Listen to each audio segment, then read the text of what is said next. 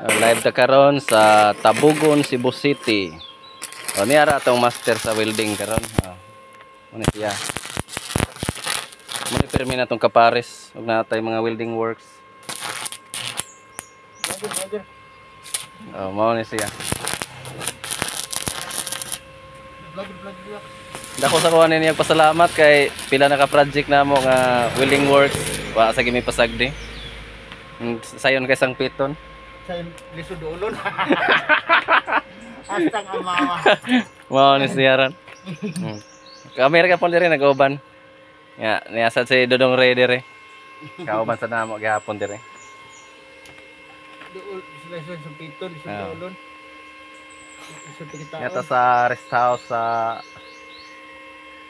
Tabugon sa amo ni Dodong Yaks.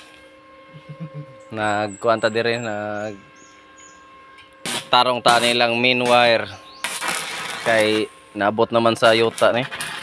Ato na yung gibutangan aning poste mo ni nag-welding ta karon kay para masangat sa babaw ug limpyo na sad siya tan-awon. Ug mga basin ugma mahuman guro ni namo. Ang tanang mga trabahoon dire basin lang, di lang ko kapaniguro.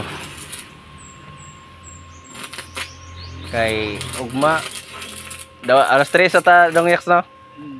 Alas 3 sa among works ugma kay layo pa ba yung gulian.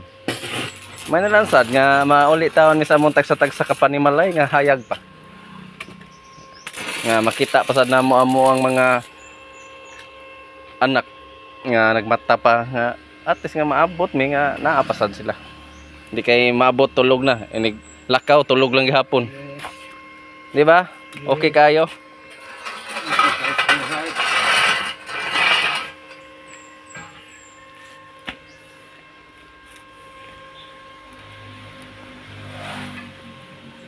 Mao din nga ri ang padulong sa entrance ani niya.